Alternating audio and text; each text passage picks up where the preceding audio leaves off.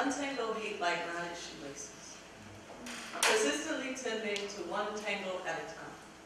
Each intricately interwoven entanglement requires special care, demands my concentration, patience, commitment. These knots did not tie themselves. They came from other people's hands. Hands that were hasty. Hands that thought little of the delicate strands that hold us together as a community. Greedy hands with arrogant intentions that overlook the impact of their movement in the world. I understand the complexities.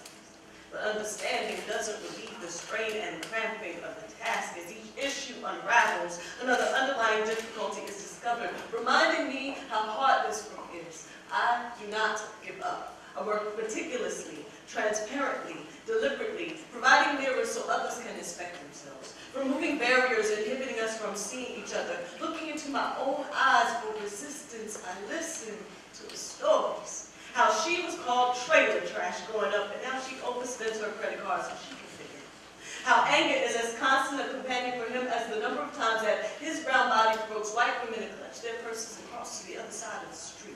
How she was raped and assaulted, but never told anyone, preferring to live in the silent shame of believing it was her own fault. How God was ripped from his heart by the words from some preacher's pulpit declaring he was an abomination that God could not love, and their tangles have become tangles, and my knotted soul is desperate for freedom, so I grasp at the business with the delicacy of fingertips working their way through ensnared strings, making space where there is little, loosening each hateful bond and replacing it with love. I work as if my life depends upon it, because it does. My life and the lives of so many others distorted into matted mess need this, need others with unwearied hands to undo the years of untruth, unfairness, inhumanity. I am no superhero. This work requires the ordinariness of making mistakes and asking forgiveness, getting close to the ground where our lives are repeatedly tripped up, kneeling down into the soil where generations of overlapping silence, unintentional hurts, and deliberate discrimination have intertwined injustice with what we now know as normal. It is work we all must do.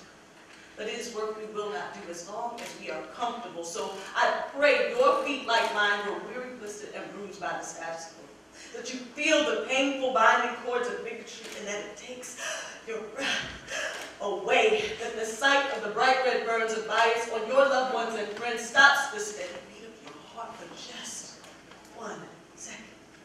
Then and only then will we realize we are all bound together by a common cord and live fearlessly knowing we are all one. Yeah.